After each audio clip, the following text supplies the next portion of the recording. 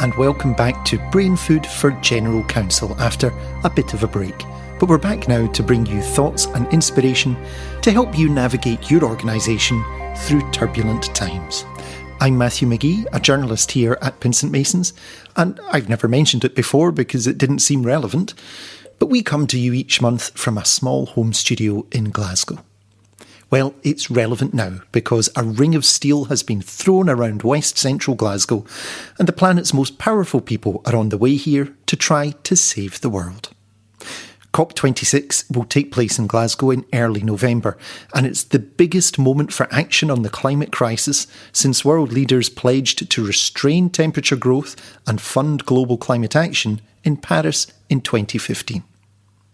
It's a showy set piece and something of a return to multilateral action after nearly 2 years of COVID.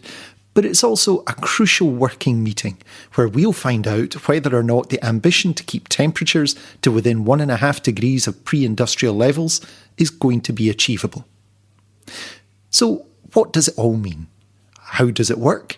And what's the role of business here? We'll find out, guided by a climate science expert, from someone who's actually negotiated on the UK's behalf at a COP meeting, and from an expert on how businesses can begin to deal with the climate crisis. We're going to explore what the likely outcomes of COP26 are, and look at some of the detail on how these major decisions will be made with former UK Minister and former COP negotiator Douglas Alexander. We'll monitor how we're doing so far with climate scientist Dr. Tamsin Edwards, and Michael Watson of Pinsent Masons will explore some of the challenges businesses face in taking climate action. But first, a quick primer on what COP26 is. The Conference of Parties to 1992's UN Framework Convention on Climate Change is the main vehicle for all the world's countries to agree action to tackle the climate crisis. Major breakthroughs were made in Kyoto in 1997 and Paris in 2015. The Paris Agreement committed countries to put in place policies and actions to limit temperature growth to within 2 degrees Celsius of pre-industrial levels, and to aim to keep it to within 1.5 degrees. You'll hear our guests talk about NDCs, that's nationally determined contributions. That's what these commitments are called, and they are the currency of COP negotiations. COP meetings review the progress of these plans, and Glasgow's important because it was meant to happen in 2020, 5 years after Paris. The Paris Agreement says countries must update their plans every 5 years. So after a COVID-caused 1-year delay, Glasgow's is a meeting when this overhaul must happen.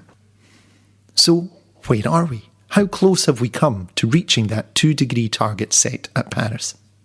Well, I'm afraid the news isn't good. Dr. Tamsin Edwards is a specialist in the modelling of climate change, measuring what the likely impact of our actions are. She also helps to write reports for the Intergovernmental Panel on Climate Change. These are the reports that governments all over the world rely on for climate intelligence. We're heading for about 3 degrees of warming. So that's well past the Paris Agreement target of well below 2 degrees and pursuing efforts to 1.5 degrees. If we take into account the pledges that we've put in place, the NDCs of the Paris Agreement, then we start to get sort of below 2.5 degrees and edging to 2 degrees. Clearly, we're not there yet. It's getting better, but we're not there yet. Emissions are probably going to keep increasing for a while or perhaps plateau, but we need them to be sharply decreasing. It was always part of the Paris Agreement that every 5 years, under the ratchet mechanism, they call it, the different participants and countries would upgrade their NDCs, their nationally determined contributions. And so that the Glasgow meeting is the one where, the 5-year mark is met. And so there's an expectation of an upgrading of ambition to really say, okay, we've got more ideas and more commitment to how to reduce emissions. But the simpler answer is that we have to start now. We have to start critically now to reduce emissions, because we can't wait another year or another 5 years, because it's so sharp. I mean, just to illustrate the steepness of the decline in emissions that we need to really limit warming to 1.5 degrees. During 2020, with the massive reduction, of course, in transport and production of the pandemic, global CO2 emissions reduced by 7%, instead of increasing by about 1% each year as it had been doing recently, or increasing 3% per year, which it had been doing in the 2000s. And that's about 2.4 billion tonnes of CO2 that it declined. But we need to be decreasing CO2 by 1 or 2 billion tonnes of CO2 every year this decade to be on track. So sort of half to the majority of the impact on emissions that COVID had. Obviously, we don't want to do it the same way, but it just shows it's extremely large scale. In fact, the phrase that the IPCC report used is if we don't have immediate, rapid and large scale reductions in greenhouse gas emissions, then 1.5 degrees will be beyond reach. I think that's pretty clear. It's clear then that an awful lot rests on Glasgow, on the commitments that countries will make at the conference. But COP26 is also where countries will ask why some of the $100 billion in climate funding previously promised by rich countries has not yet been paid out. Douglas Alexander is an ex-UK government minister who was one of the UK's representatives to the Copenhagen COP talks in 2009. He has a firm view of what's needed in the next couple of weeks. Thinking about Glasgow, the single most important number that we should all have in our heads is 1.5 degrees. Do the collective commitments of the governments of every country in the world mean that when the scientists run the numbers, we can limit temperature rise to 1.5 degrees? And actually, amidst all of the complexity, that simple equation is going to shape the future of all of us as individual citizens, all of us as companies, all of us as countries. And in that sense, that's the key goal. So I would think about 1.5 degrees as the test for Glasgow. And if you want to understand what's going to unlock those negotiations, retain that figure of $100 billion. Because as the delegates arrive in Glasgow, there's a fundamental trust deficit. The leaders of many of the world's poorest countries simply don't believe that if they sign up to ambitious goals, the richest countries in the world will meet the promises that they made many years ago in 2009. So, if you like, finance can unlock ambition in Glasgow.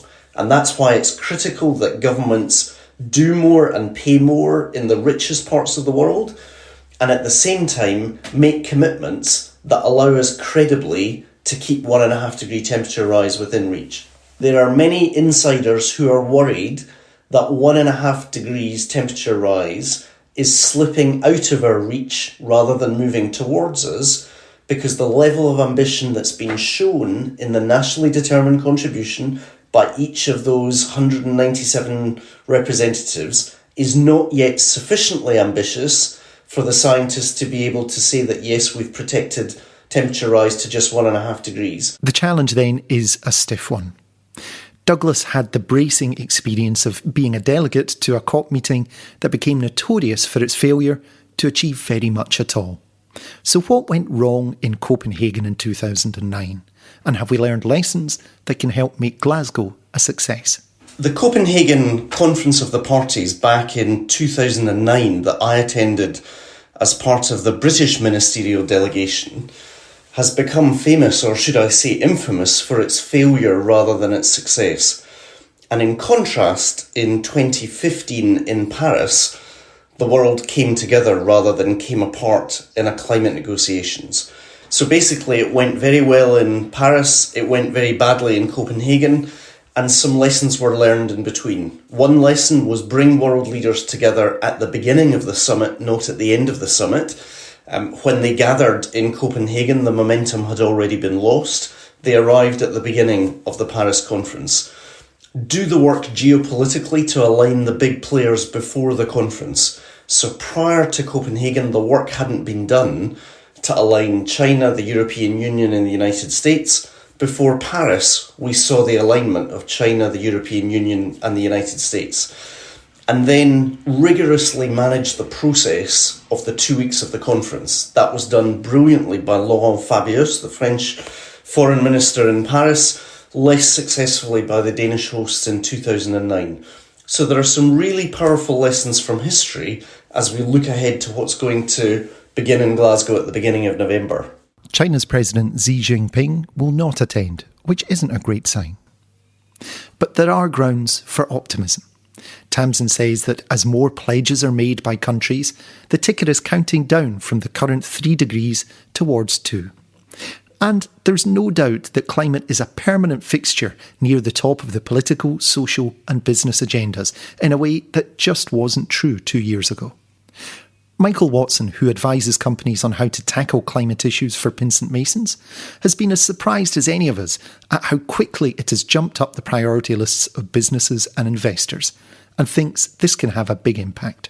The fastest or the biggest impact has come from the intervention of investors, financial stakeholders in businesses, really understanding and pushing the investee companies to make these changes, generally, in my view, ahead of regulation, although regulation is catching up. The interesting aspect about climate change is that trend is likely to continue, i.e. enlightened self-interest will, in many respects, in most respects, keep ahead of regulation, which at times is struggling to keep up. If you're a lender to a business and your average loan life is 7 years, but the average life of a significant impact of climate change on the operational viability of your business is 4 years, clearly everybody should be interested in mitigating climate change and mitigating the impact of climate change on that business. And I think that kind of enlightened self-interest I mentioned earlier is really at the heart of all of this, and the role of investors, lenders and the financial community in stimulating and accelerating that change has been gratifying actually, but it's only the start, of course. I've been quite taken aback with the speed with which investors and financiers have demanded that projects and companies they invest in have answers to sustainability questions. It's having a huge influence on companies' behaviour, and nobody's quite sure why it happened so quickly. Perhaps, as COVID lockdown hit, we all had more attention to give. Maybe years of campaigning finally paid off. But Douglas has a theory that some sections of the finance industry just had better data than anyone else. Well, I spoke to Christiana Figueres recently, who was the lead negotiator in the successful Paris Conference of the Parties that led to the Paris Agreement in 2015. And she, like you, singled out the finance industry as the sector of the economy that has stepped up most since Paris in 2015. Both governments and countries had every reason over the last 18 months during the horror of the pandemic to set aside concerns about climate and focus on the immediate crisis of COVID. In fact, in the financial sector, the momentum has continued to build. And that's because finance comes down to a calibration of risk as well as a calibration of opportunity. And what we've seen in the very clear message that is being sent by Mother Earth in relation to floods, unprecedented temperature rises, catastrophic natural disasters as a consequence of temperatures rising, is that if you misread the climatic risks, then you're not going to get access to capital in the future, you're not going to get insurance in the future, and you're going to have to undertake stress tests on your business to establish that you're a resilient business. And those conversations are being led by the insurance industry, by central banks, by the capital markets. So if you like, the understanding of risk that is fundamental to the capital markets is a very powerful instrument of change in the corporate sector, because your access to capital in the future is going to be based not only on whether your business is resilient, but whether your business is transitioning effectively to that net zero future. And the premium, the cost of capital, is simply going to be higher if, when investors consider your business model, they judge that they're at risk of holding a stranded asset that's going to be left behind by the transition that's underway. Whether this really is the reason or not, it underscores the absolute centrality of data to how business must approach the climate crisis. For businesses to act, they need first to understand exactly what their climate impact is. That might sound trivial, but in fact, it's a really complex problem, as Michael Watson explains. The power of information and the amount of information about their impact on the environment is increasing all the time. But it's undoubtedly the case that compared to other classic performance metrics, such as profit and other financial metrics that corporates are measured against, the range and variety of information that exists as to climate impact is much more varied and disparate. I think the last time I had a conversation, one could argue there were over 2,000 different ways of measuring impact, climate impact and wider societal impact, which is a huge confusion. That said, there's a lot of really useful initiatives that are really accelerating now, like the Task Force for Climate-Related Financial Disclosures and other similar initiatives, which are making a huge difference in bringing together better, more complete information on which boards and their stakeholders can make decisions. What they can do to do it better, a number of things. I think the first thing is to invest in the systems and processes to gather that information and to set clear and measurable targets that are realistic. There's some great examples of the publication of clear, attainable targets, all aligned to the ultimate net zero challenge, that have really driven great corporate behaviour. So transparency and measurement at the heart of it, combined with an action plan that is clear and deliverable. So what, you might ask, should be the role of senior in-house lawyers in all this? Isn't this just a job for chief executives or for sustainability officers? Michael says it shouldn't be, and that lawyers are uniquely placed to drive change.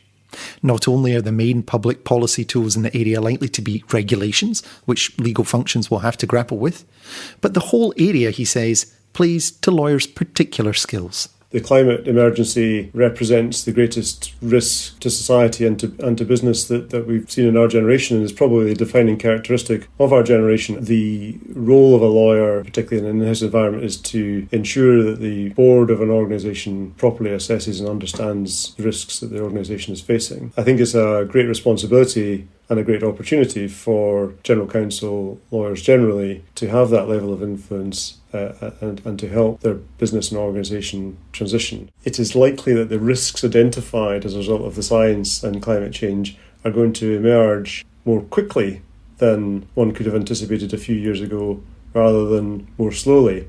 And lawyers are good at identifying and analysing risks and their emergence. They're not always half-full people, and in this scenario, that may be the right thing to be. They are attuned with the key point about being able to put themselves in the shoes of the corporate and answer that question. If I were you, I would do the following. Douglas agrees about the role of lawyers. I think general counsel have an absolutely fundamental role in this process, and the role of the general counsel in advising boards on these issues is only going to grow in the years ahead. So firstly, I think it's important for general counsel to understand what's happening in Glasgow and its significance, both for the broader economy and for their individual business. Secondly, there's going to be a big move in Glasgow towards an approach to individual businesses doing the right thing by a combination of transparency and transition. We're going to see in the years ahead a huge growth in the transparency with which businesses need to reveal their environmental externalities, what impact their business processes, their supply chains have on the environment. And in that sense, businesses understanding how they need to be more transparent in the future is going to be a key part of the bread and butter of every general counsel's work in the future. Over the next 2 weeks, countries will lay out their plans and horse trade one concession for another as climate commitments rack up and scientists furiously calculate how close each new commitment gets us to that 1.5 degree target. Just as importantly, poorer countries, or those more exposed to climate risk, will hold richer countries to account for the funding promises made 6 years ago in Paris and not yet acted on. But still, at the fringes, some will debate the reality of climate change. Though it really feels as though climate change denial is becoming a fringe pursuit, it's important to remember how much effort continues to go into the modelling that tells us just how bad things will get if we don't change our ways. This is Tamsin's specialism, and she explains how testing models on historical data is at the heart of it, and how all our futures could depend on analysis of fossilised pollen. Obviously, we have to be able to test our models with data. So you have to go back and actually simulate the historical period, say from 1850 up to today, And also, many other periods of the past that we have got some reconstructions sort of indirectly of what the climate looked like as well. So things like, digging up fossilized pollen from the mud at the bottom of lakes gives us an idea of what the climate was like at that time. We have the ice core records when we drill down into things like the ice sheets, and we can measure not only the real atmospheric gases trapped in the bubbles, but also we can again indirectly look at the chemistry of the ice and get some idea of the temperature changes over the different ice age cycles of the last, 500,000 to 1 million years. We've got, imperfect, incomplete data, of course, and we can use that if we want as well to sort of rule out less good versions of a model. Or there's a huge amount of work done on exactly that. Sometimes you hear stories of things like, things are worse than the models predicted, people worrying that. And of course, sometimes we've heard people say, climate scientists are over-egging it and over predicting change. And actually, in general, they've been pretty bang on. Models are kind of too sensitive in one sphere and under-sensitive in the other pole. So it does depend a little bit which thing you're looking at. But in general, they've been pretty bang on, and especially in global temperatures. What happens in Glasgow in the coming days will affect all of our futures, and US climate envoy John Kerry has called it humanity's last best chance to take serious action. Tamsin can't predict the outcome, but she knows that we're living through a critical moment in our response to possibly the biggest challenge of our generation. We need to be looking for more and more countries actually upgrading their ambitions, their NDCs, and existing countries increasing their ambition. And those have to be not just targets for the year 2050. They have to be for 2030. They have to be maybe even year on year between now and 2030. And every time those countries update their pledges and we can see what implications that has for bringing down that temperature that's predicted, ticking it down from 2.4, 2.3, 2.2. And it has to be, this year, because it was always meant to be a major point, every 5 years, to have a big increase in ambition for the NDCs. So if it's not now, then when? It has to be now, because otherwise it's only going to get more difficult.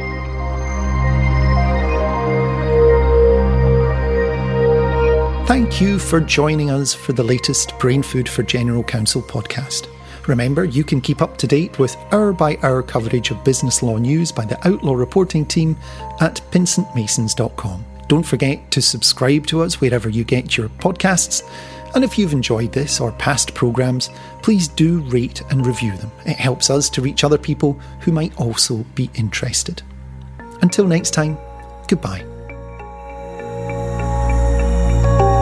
Brain Food for General Counsel was produced and presented by Matthew McGee for Pinsent Masons, the purpose-led international professional services firm with law at its core.